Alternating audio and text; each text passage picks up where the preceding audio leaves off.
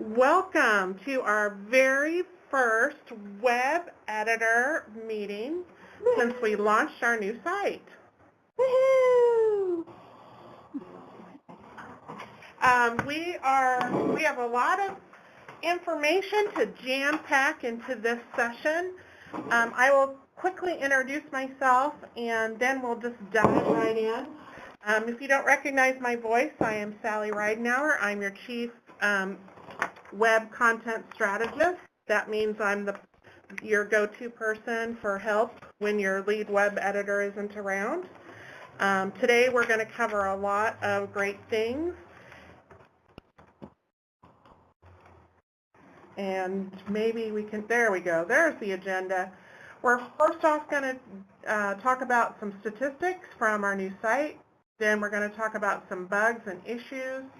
Then what's coming up on the horizon, resources for help and support. We'll have an open question time, and then we'll finish off with learning a little bit about HTML.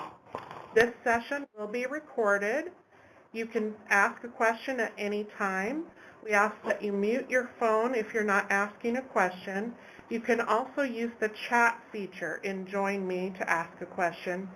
If we don't have enough time for everyone's questions during question time, write down your question and email it to the ODOT web team, and we will answer them after the session. So let's start right off with Jill Smith sharing some facts and figures from our new site. Hey everyone, hope you're doing well today. Sally's posted up on here the latest number, where we are with our new site. One thing that we're hearing many things, and overall everything's really good. Our externals are enjoying the site. And our partners who are regular users, obviously, just like us, had a learning curve to rediscover our site and rediscover the information we have out there. And that actually is pretty true because folks did discover, hey, there's information here I didn't know. Some of the comments I've heard. So letting you read that real quick. And next slide. So you can see our numbers have shifted a bit on the top pages. DMV is still up there, and then we'll get the Eclipse page was the most viewed in all of state government. So let that sink in for a moment there. Every single state agency we beat out with our lovely Eclipse page. And we had, for that site, we had people visiting from Canada, the UK, Australia, and Japan were some of the higher numbers, and along with the United States, of course. So folks are using multiple devices on it. I can't remember, we don't have a slide on that one. Oh, sorry. So the desktop is still people's preferred avenue, and Chrome is the preferred browser. Well, and this is all for the Eclipse page. So overall, the satisfaction rating we got is a 4.1 out of 5. So that is great news. Okay. Yeah, this was a great case study for our new site. We used a couple different methods to promote this site, but we didn't promote it a lot. But with search, we had this site come up worldwide as a top Eclipse page, and we drove a ton of traffic to our Facebook Live Eclipse video where we were, our team was up on the roof sharing video of the Eclipse, and it was incredibly successful. So just combining a little promotion of a web page with a good topic that people are interested in, you can get some really fantastic results. So our quality assurance. Sally did a nice graphic here showing, or chart showing back when we started the project 2 years ago. Wow. Time flies, right? And you see we have our broken links and our spelling errors just gradually decreasing because we all were in there cleaning everything up and preparing it for the new site. The June 28th marks when we flipped it on, and unfortunately, unfortunately we do have broken links now and spelling errors, but they're nowhere near what they were before. So be sure though to be using Site Improve so that you can check where the broken links are and your spelling errors. Okay. And our accessibility, most of these are related to the headers again, making sure we have them in the correct hierarchy order, or that heading tags are left when the content, or when there's content that is deleted. So remember that you got to go in sometimes and it has the invisible code that's not easy to see, and take that out. But overall, we're doing great on it.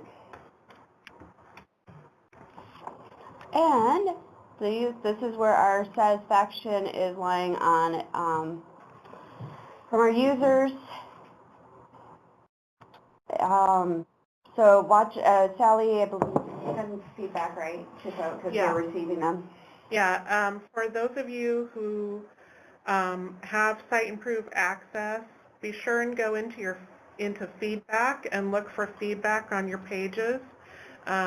We want to try and keep our satisfaction rate above 2.8. Closer to 4 would be really great.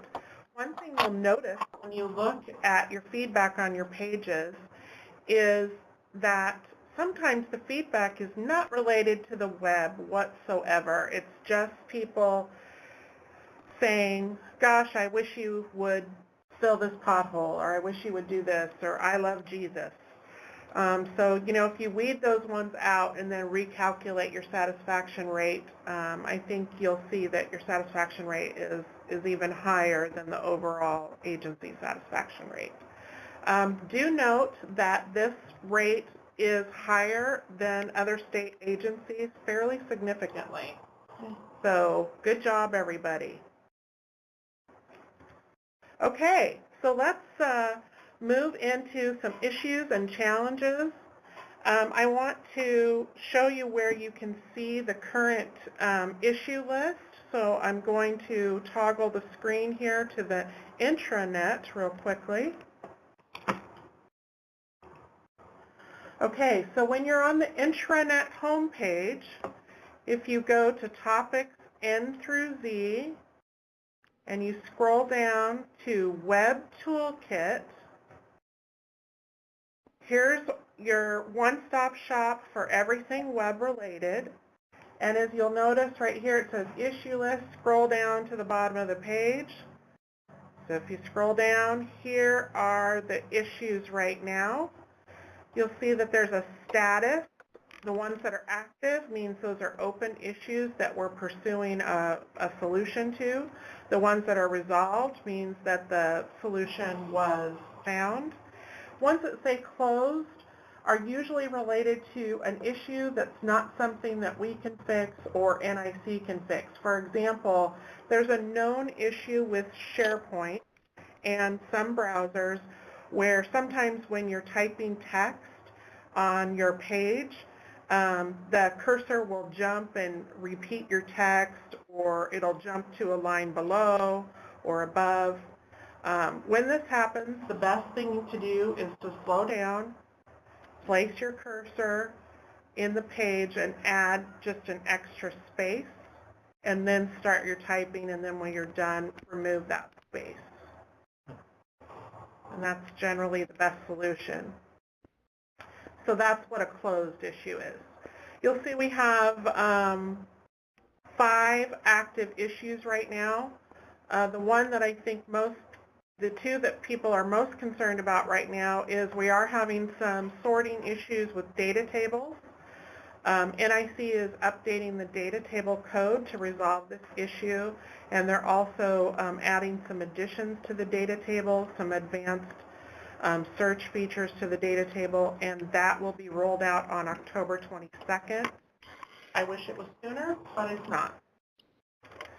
And then the second issue that I think most people are concerned about, this is not really an NIC issue. This is more of a site improve issue, but site improve and NIC are working together on this issue, is that we're not getting super good analytics for documents that are only linked in data tables. They've just deployed a test solution where instead of clicking on analytics, page analytics, you'll click on event analytics, and you will get some information about your documents. We will send out some information on that once that testing confirms that solution will work. So hold tight there, and we'll get that information out as soon as we have it available. We just had an issue with redirects corrected, so that was great. And we did submit a feature request to add filtering for search, for the top search, so people could do advanced filtering. And NIC has put that on their backlog of work, so I think we should see that within the next year or so.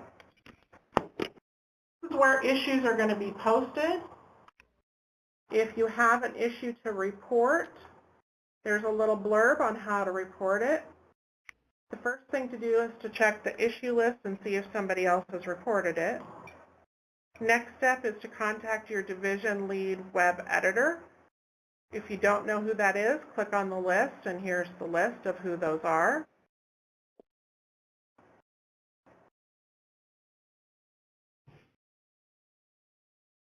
The next step is to email the ODOT web team, and you can use this link to email the ODOT web team. That email is staffed all the time by myself, Sarah Stone, Tom Fuller. So one of us will get back to you or assign out a web editor to help you. And you can also use the website feedback form found on the very bottom of all web pages. Oops, I clicked on the wrong thing, I'm sorry. So it's down here. You can use that to report issues as well. Okay. And don't be afraid to call me. I am a busy girl, but I'm always going to return phone calls and get back to you as soon as I can. Okay, so what's coming up next? These are some very exciting things, and I'm going to take a moment to move this chat bar over to this side of the page. The calendar web part is brand new. The map web part is brand new. So those are pretty exciting. I'm going to take a moment and show you some examples of those.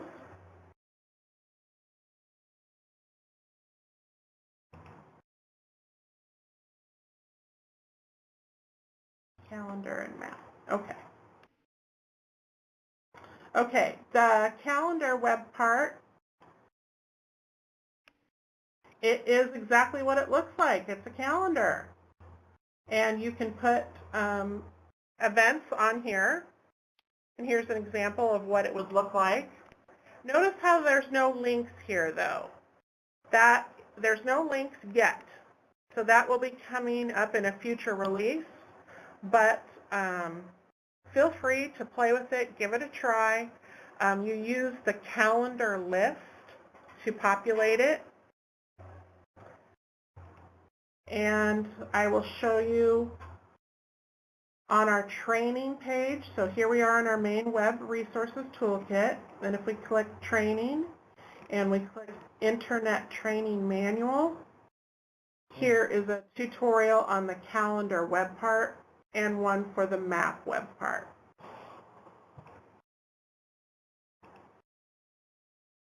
Okay. The map web part does exactly what it looks like. It makes looks like a Google kind of a map. And this one happens to be for DMV offices. When you click on it, it gives you information about that office. The map web part, you need to know your lat and long of your location. So you're going to need to know those latitudes and longitudes for your location in order to use the map web part. We have a question about the map web part. Will there be an ability to put wait times, real-time wait times in those field offices on this map? Do you know? So the question was, will the DMV office map include wait time? And is there anybody from DMV on the call? Yeah, Lisa's here. Yeah, Lisa, do you have wait times incorporated in the map? We do not, and the issue right now has nothing to do with SharePoint or NIC. It has to do with the system that the wait times are housed on. And I think there's a firewall or security issue that they were trying to overcome. I'm not sure if they've given up on that or not, but that was the last I heard. Yeah, I think that one is yet to be worked out. I don't think people have given up, but I think it has moved a little lower down the priority list, maybe. Right. Jill, you had a question. Will the web part, will it connect to the tracker, ODOT tracker? No, map? this So it'll be different for this projects? map web part is not affiliated with the project tracker. So when we're talking about the project tracker map, that is a map that we produce here at ODOT, and then all of our projects that are mappable are linked to that map, and that does those two do connect, and the project pages do can, if you check the box, can pull a snippet from the project tracker map. But this map is for, as any other little mapping things that you'd want to do. It's not super robust. It'll get more robust probably in future iterations, but again, give it a try, see what you like. This one, it's not the easiest to do. You really have to read through those instructions and try it a couple times to get it to look the way you want and to get the right fields on there, but go ahead and play with it. Okay, the final enhancement that I wanted to talk to you about is called Discuss, and I don't have a visual for it, so we'll just look at this lovely map while we talk about it. Discuss is this really cool commenting software. So you know how when you look at a story, like a news story or something online, and then you can put in comments about the news story? Well, this is kind of like that, except it puts comments on our web pages. So what this does is it incorporates a little Discuss widget onto a web page.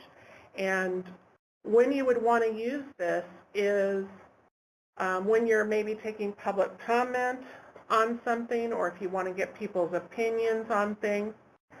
It does involve some work because it has to be moderated, meaning none of the comments will show up on the web page until they're approved.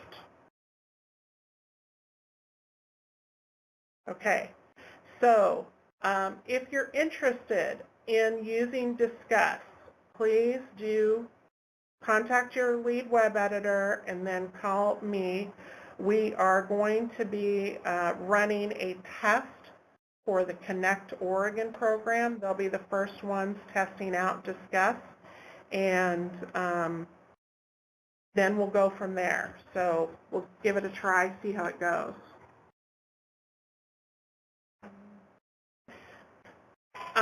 I just had somebody ask that for folks that are on the phone, if you can mute your phone or try and be real quiet unless you're asking a question, because the recording is picking up a lot of noise. For Discuss, Do we need to update our comment policy to? No. So Sarah asked a really good question about the comment policy. So the state of Oregon has a comment policy that is based on the ODOT comment policy, and it is actually in the Discuss widget. So it's right there for people to see it. And in the documentation on Discuss, it's in there so you as a moderator can see it. Okay, then I would add, if you do plan on doing this, please make sure that you fully understand the comment policy. We don't just scrub things necessarily because we don't like them. Right, exactly. Sarah's 100% right. So if somebody says, I hate Sally Ridenauer, we don't delete that comment because they haven't said, they haven't used foul language, and they haven't been off topic, they're not advertising, and they're not advocating for a political thing, so we would have to leave that comment on. So something you really want to think through. Moderation does take time, especially if you've got a really popular topic or a real controversial topic. So we can work on these things together. Okay, how are we doing on time? It is 21 after. Okay, we're doing good on time. All right, so resources for help and support. So here we are on our web toolkit page. We have a Spock request link that takes you to the Internet Help and Support page. You've got a link to your division lead web editors. You can submit tickets to the DMV TRC or to the computer support desk. You can use the ODOT web team email. If you need to reset your password, there's instructions for that. How to request editing permission, there's instructions for that. At this time, we are not adding new web editors because we've been asked by management to track how much time we're using with the current level of resourcing we're giving the web, and then we'll make decisions after we have some data for management to make some decisions. Okay, so that's how you get help if you need help. And again, I'm always available by phone, and I'll get back to you as soon as I can. Now we have question time. What's on your mind? This may be just me, but are we supposed to be receiving monthly site improve reports? I still haven't received any. Okay, Sarah asked, are we supposed to be receiving monthly site improve reports? If you're not receiving a site improve report and you are a site improve user and you want to receive a monthly report, go into site improve and make sure that you have set up an automatic report to come to you. I don't see an app for that. You'll need to download one. Oh, no. Siri wanted to chime in there. Yes, she's right. There is no app for that. Hey, Sally. Yeah. This is Courtney. I've got a follow-up to Sarah's question. So I went in to Site Improve, and looking at the templates that were there for reports, I didn't see one that looked like what we got before we transitioned. Is that a special template, or is there a specific one that we should be requesting that had the broken links, the spelling, those couple pieces? It looks like there's a spelling one, there's a link one, but not one that looked consolidated. Did I just miss it? You know, that's a good question. Let me check into that. They have been doing some updating on the reports. Hopefully they didn't wipe that one out. If they did, we can ask them to bring it back. Okay, perfect. Thank you. I'm writing that down.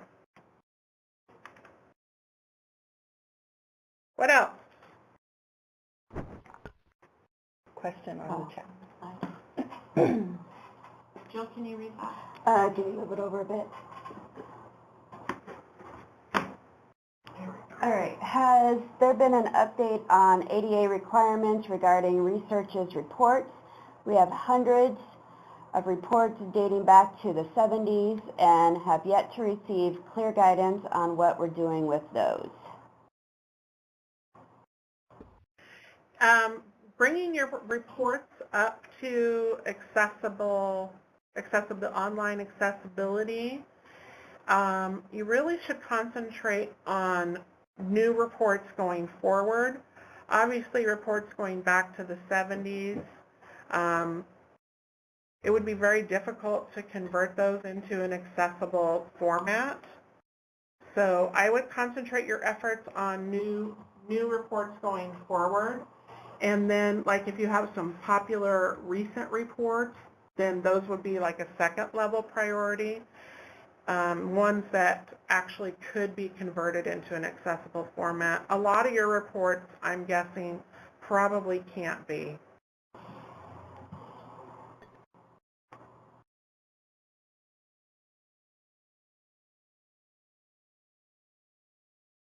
Other questions? Hi, Sally. It's Courtney again. So along those same lines, I have heard rumblings over at Tech Services amongst some of the managers that came out of their meetings that they're not sure what our documents need to include formatting-wise. Do we as an agency, do we have that dialed in yet as a quick Yes. guide of? Yes, we sure do. We do? Okay. Okay. Yeah. And it's on the, let me escape out of here, maybe. There we go. Okay, so on the Web Toolkit page, go to Training, go to Accessibility, and there we go. Creating accessible documents in InDesign. Guide to creating accessible documents right there. And this is just a really easy guide on how to use Word, how to take Word documents and create them into an accessible PDF. Thank you. Yeah, so right here.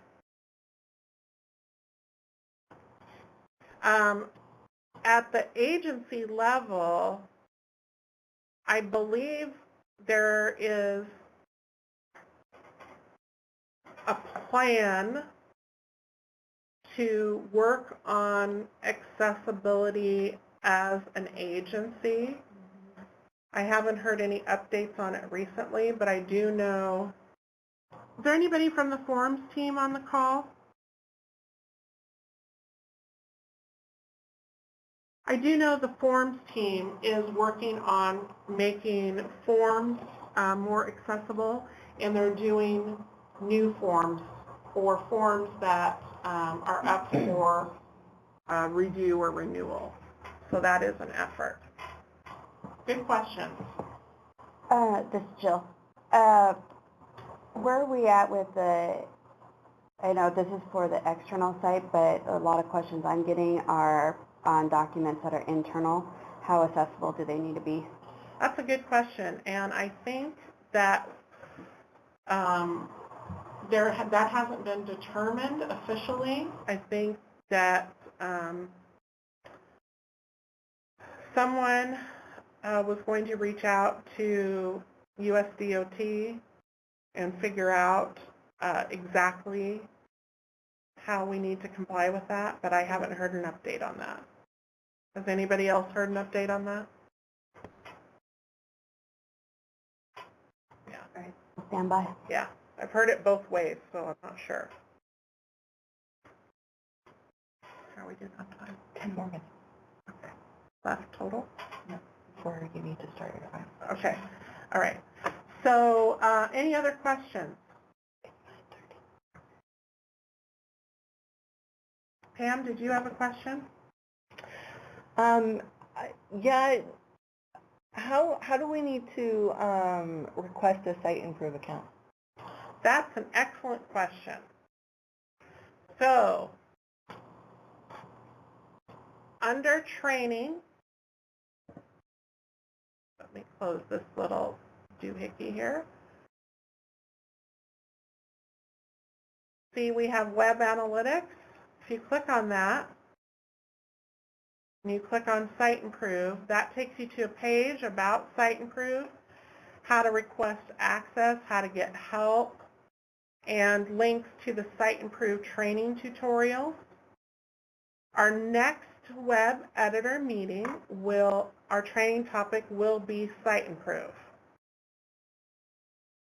And that will be in December. But until then, the Site Improve tutorials are really good. The Site Improve videos are really very, very good.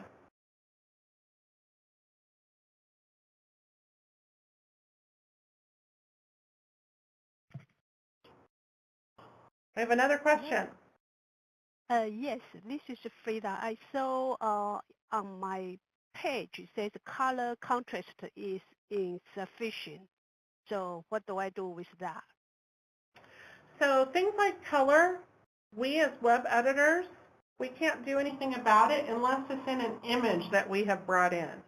So if we've brought in an image and the color contrast ratio is not correct, then what we need to do is either up the contrast or up the up the contrast on the photo itself or up the contrast on the text that we're using next to the photo. For the, let's go to the page here. So for like this color contrast or this color contrast, Site Improve does report that we have a color contrast ratio problem right here, and it's this light brown. And this light brown is actually 0.01 off of the standard. So it's not actually a failing accessibility thing. And because it's on this logo, it's not anything we need to worry about.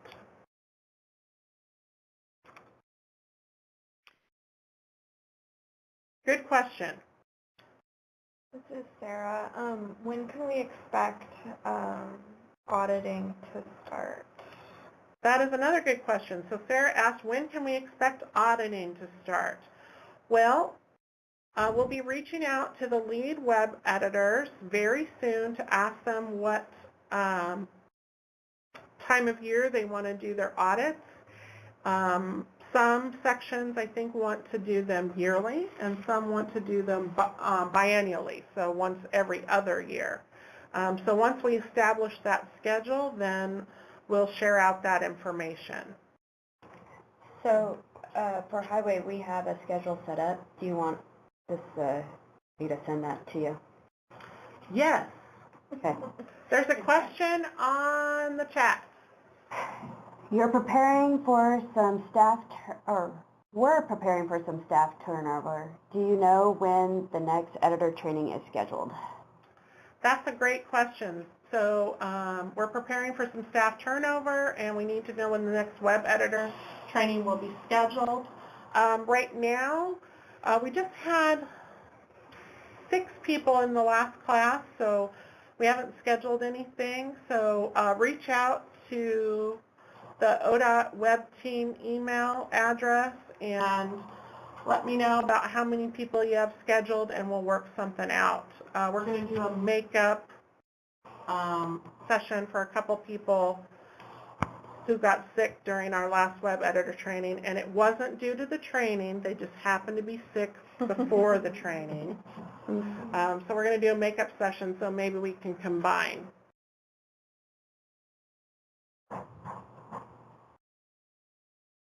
Any other questions?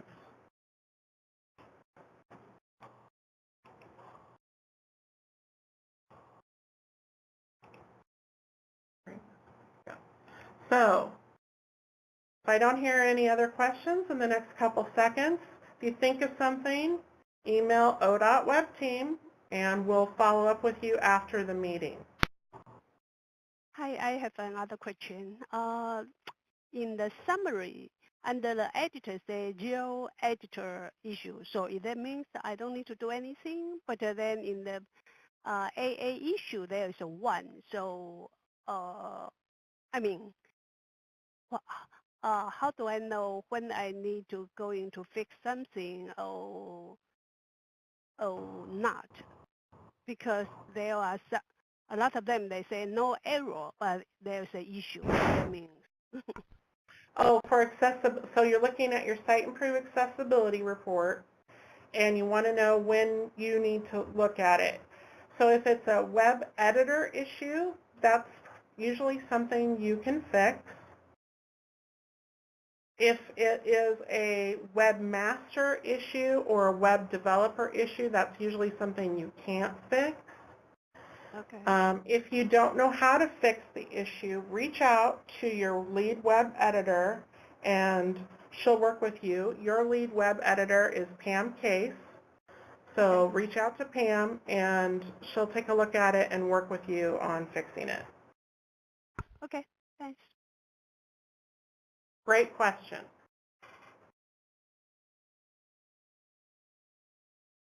Okay. Unless there's another question, let's move on to some HTML basics.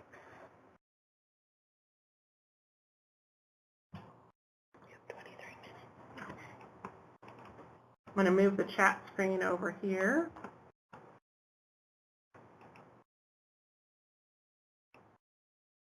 Okay, so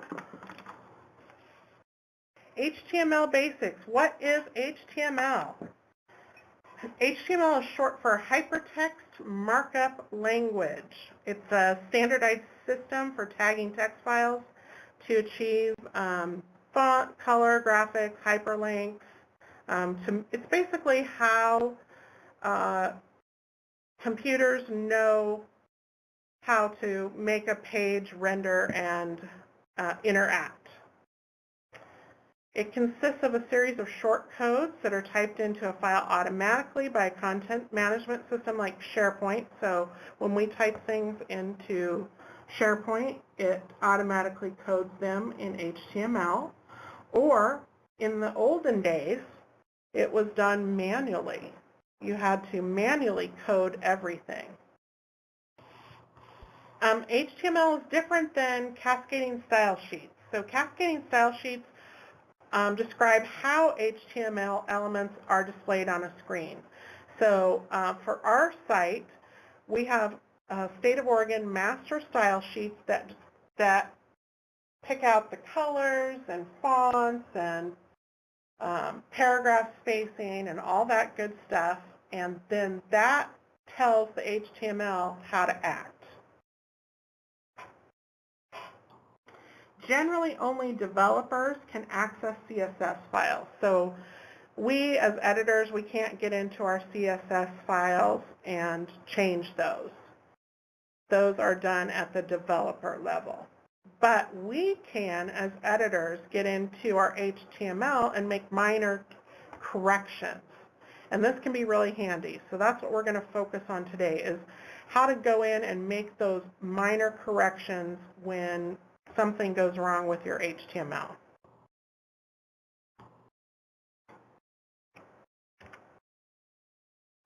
So I've got a couple pages open.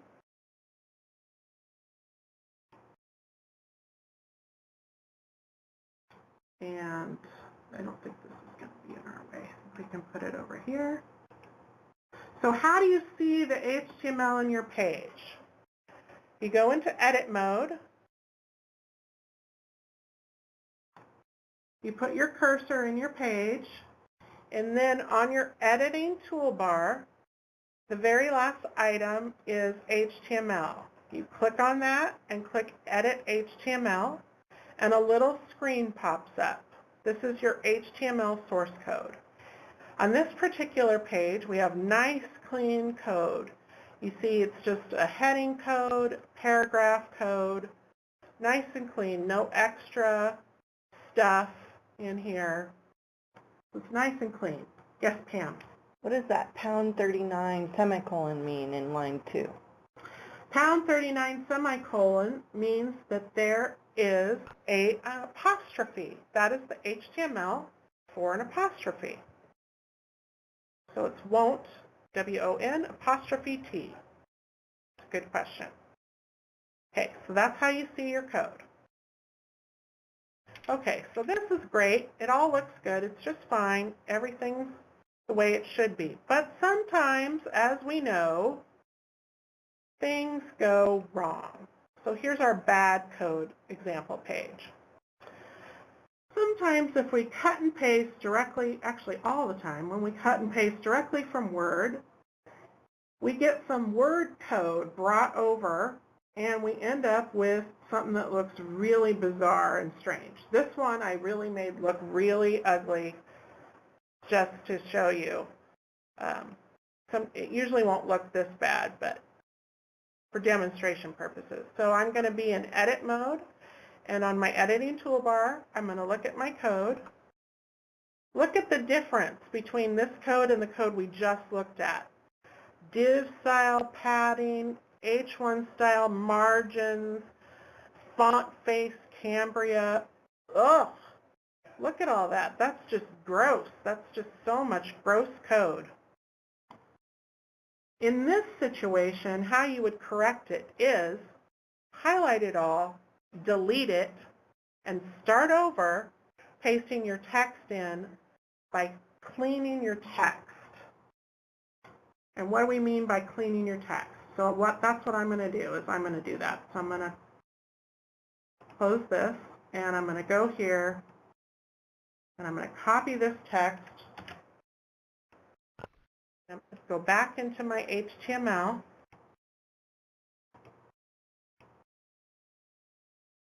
I'm going to highlight it all and get rid of it. So it's all blank. Oops, except I hit cancel. That's what happens when you're demonstrating and trying to look like you know what you're doing. You hit the wrong button.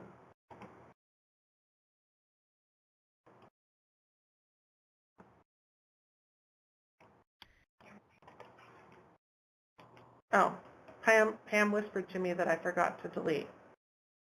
Third time's a charm. Delete. Okay, so now it's all gone. Now I have a blank thing.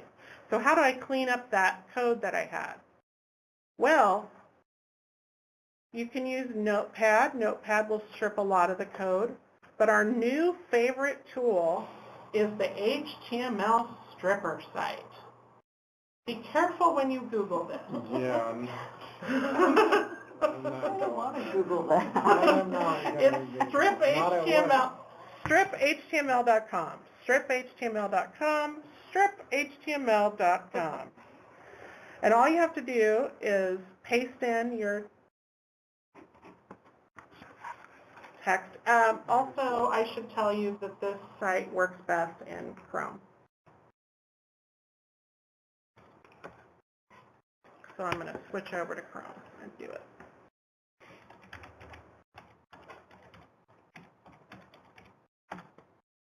Okay. So you paste in your text.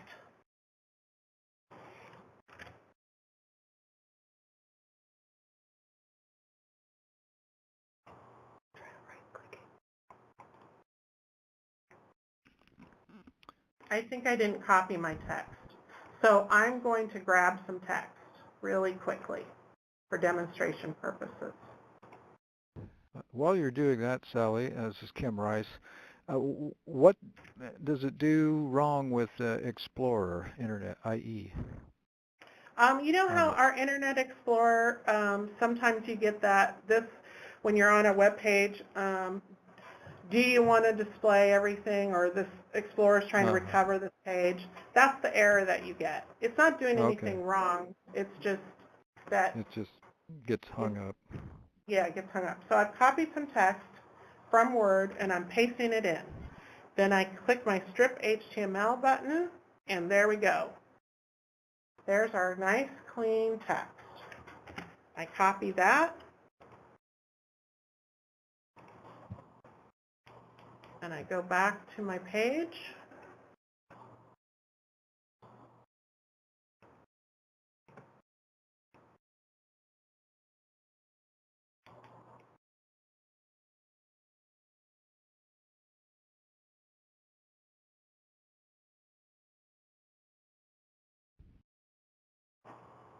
and I paste my clean code in there. Then, as you'll see, I need to do my formatting. If this is my heading, I need to add my heading, et cetera, et cetera. So then when you look at your text in HTML, it'll be nice and clean after you've added your paragraphs and you've done your formatting. Okay? Sometimes SharePoint quirks, the ones we just talked about back when we were talking about issues, sometimes we get those extra little enhancements, shall we say. So in this example, there's some funky extra space up here. So if we look in our HTML, we'll see, oh, look, right up here at the very top, we have an extra little remaining piece of code that was probably left over from us changing our mind and deleting something. So we just delete it. So we have a question. Okay, the question is, when do you recommend using HTML versus others? What are the benefits?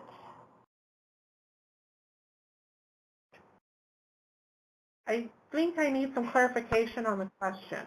When do you recommend using HTML versus other? The stripper, HTML stripper versus Notepad? I think that might be what they meant. I don't know, Okay. but I had a question about that as well. Okay. Well, I actually ran into a problem yesterday. I wasn't aware of this HTML stripper site, but I was using Notepad and, cleaned the text, I thought, and pasted it in, and it looked fine in the editor page.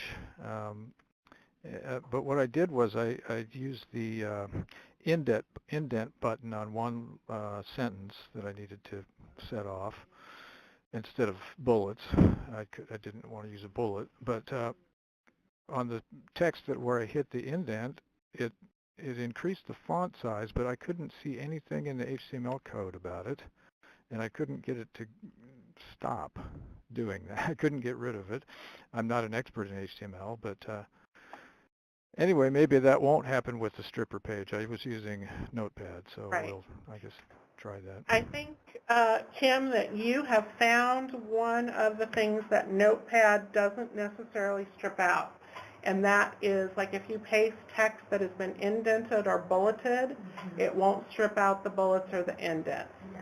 So that is why we found that HTML stripper page, because it clears everything out.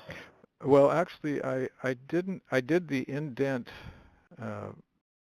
in SharePoint. It wasn't previously indented. It was just plain text with no real formatting that I could see, and then I formatted it in SharePoint. And so something happened when anyway, the only way I could get rid of it was to just not use the indent feature and worked around it that way. But I couldn't figure out how to do it with an indent. It just jumped from the 6-point to 8-point. But you couldn't see it on the editor page, but it showed up on the publish page. So that issue that you found is, so look up here in our editing tools. You'll notice we don't have a paragraph indent feature up here. Oh. So when you indent text, especially in a mobile friendly site and an accessible site, that can cause some things to look strange or behave strange for people using screen readers. So either you can use a bullet or just not indent, or you can use the block quote style, but that's really for a block quote, and you'll see it does increase the size of your font. So if you used block quote, that's why your font got bigger. Well, isn't that an indent button? I guess that isn't on there. That's right. What is that, show hide, or what is that next to the numbers and bullets? Oh, paragraph. Oh, that's just, okay. Well, it was, where I was doing the editing was in the accordion list. And Oh, right, in your I'm pretty text sure it editor. had, yeah, I'm Yeah. pretty sure it had an indent button there. Yeah. Yeah, so in the text editor, the text editor has a slightly different stuff here. But what you did find is that indent really doesn't work well in our system. All right. So if you want to talk about that some more with me or Pam, we can do that a little bit later. We have about 10 minutes left, so I want to get to this question about using HTML. So this question was, why use HTML at all? Well, we don't want to use HTML at all. The only reason why we're showing you how to get into your HTML is to show you how to fix things when they're broken. That's the only reason why. Otherwise, you don't need to do anything with your HTML, but you do need to know how to fix things when they're broken. So you'll see when we took out that extra heading tag, our spacing went back to the way it's supposed to be. In our last example, sometimes people just decide to get funky with the little tools that we have up here. In this situation, somebody centered, Mary had a little lamb, and that looks weird. And also they hand-coded this into a different font. So how do we fix it? Should we fix it in here, doing stuff in here? No, we should fix it in our HTML. So we put our cursor in, we go into our Edit HTML, and we go in here and we take out the extra code that we don't need. Take it all out. So that's what you would do. Take out any of that centering, stuff like that, or start over, okay? Because it can be difficult to figure out where to put your cursor, and if you accidentally leave in a little piece of code, it can throw things off. As a matter of technique, if we want to do this, would you suggest we cut it out, highlight it, and then cut it out? Not just highlight it and delete, because if we got the wrong code, there's no back button here, right? You can undo. Oh, there is an undo? Mm-hmm. Okay. Yeah. All right. Yeah. And you can always revert to the last saved version of your page, too. Okay. Or if you really want to get fancy, you can add like a Firebug or something and test it with an overlay. I'm in kindergarten, not varsity. Okay, so somebody asked, there's another option to strip code and clean our formatting by using the eraser button. Actually, no. The eraser button doesn't strip everything. It looks like it does, but it really doesn't. Sometimes it does a little bit. For example, if we highlight this, we click our eraser button, now we go into our HTML and look at that line. See, we still have div and span in here instead of a paragraph marker.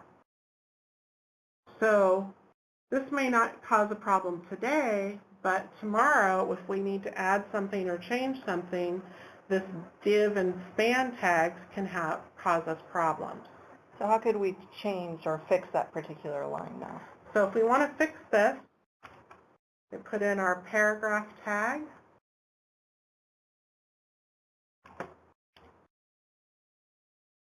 And now it's fixed. Okay, so learning the difference between what all those tags means is more time than what we have today. So what we did is the wonderful, fantastic Pam Case did a ton of research on super great free HTML training sites, And she found one called codeacademy.com.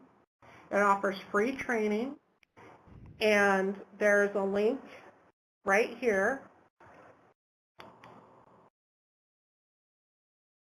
And you can take this course. This is actually going to give you much more than you'd ever need to know about HTML, but it's very interesting, and it's a really good little course.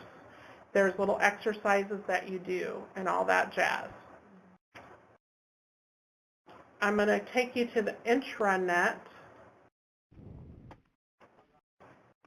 and I'm going to show you under Internet Tips and Guides, HTML Basics. This is exactly what we just covered with little screenshots and everything.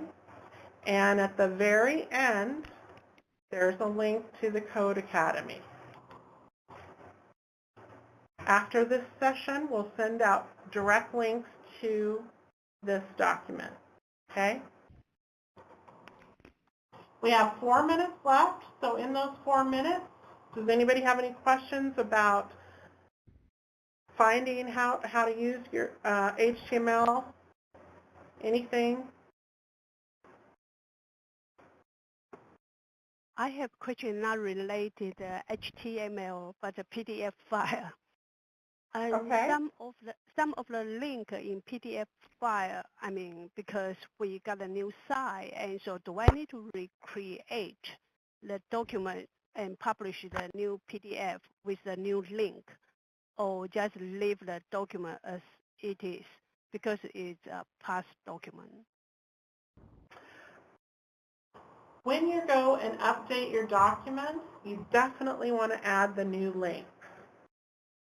So if you plan on updating if you're like on an update schedule where you update certain documents every year, definitely go in. I mean, it's like it's past like a notice or something, but the link inside the document itself was the prior our new site. So right. So it so gives me the in the error. past.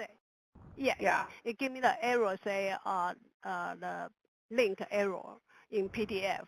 So should I just recreate everything with the new link, and then it will change the document? It depends upon how much people are getting that broken link. So if it's something that only a couple people are clicking on, I wouldn't worry about it. But if it's something that a lot of people are using, yeah, then let's make time to get that fixed. If a redirect isn't working for some reason, reach out to your lead web editor, Pam, and she'll work with me on getting a redirect fixed for you. Okay. Thank you. Okay. All right. Good question. Future training topics. Next time we'll do Site Improve Basics, and we have some people who have some questions about how to read some Site Improve reports, so we'll work on that. Other future training topics include formatting great pages, form builder, how to use web parts to best serve your users, and maintenance tips and tricks.